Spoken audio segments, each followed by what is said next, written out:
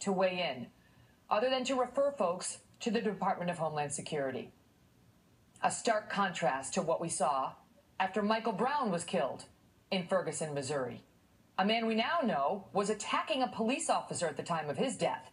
His funeral saw 3 Obama officials in attendance. His death drew comments from President Obama personally, and the administration also sent in the DOJ and 40 FBI agents dispatched to Missouri after Michael Brown was killed.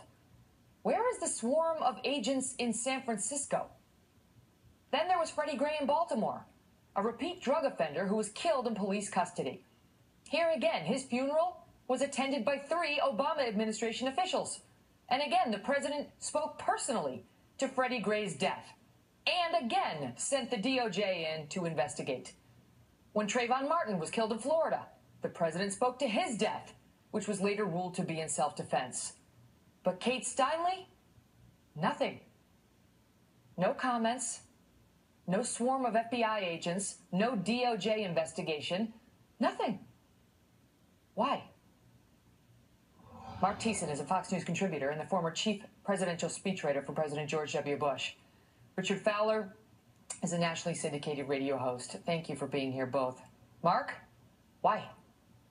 Yeah, the silence from President Obama is absolutely deafening. He had plenty to say when it came to Trayvon Martin, when it came to Michael Brown, when it came to Freddie Gray, but all of a sudden a woman is killed by a criminal alien, and all of a sudden the president is tongue-tied. He's got nothing to say. Why is that? The answer is simple. When in all of those other cases, he had liberal policy points that he wanted to make about gun control, about police bias, about racial profiling. In this case, he has no policy points he wants to make because the policies he supports are the ones that got this woman killed. His support for sanctuary cities, his support for releasing criminal aliens into the communities. So he doesn't want to highlight this because there's no political gain to be made from it. Richard, do you comment on her murder?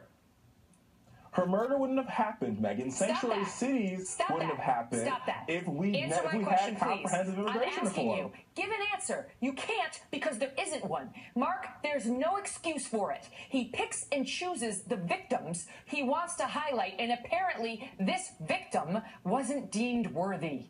That's exactly right. And look, why hasn't the president come out into the South Lawn, the Rose Garden, or the press podium and said it is unconscionable that the city of San Francisco refused a request from U.S. immigration officials to notify them when this man with 7 felony convictions was released? It's his administration that requested that information and was turned down. And the answer is simple. He supports sanctuary city policies. His administration. That's not true, Mark. It is. How Absolutely is it not true? Richard. How is it not true? It's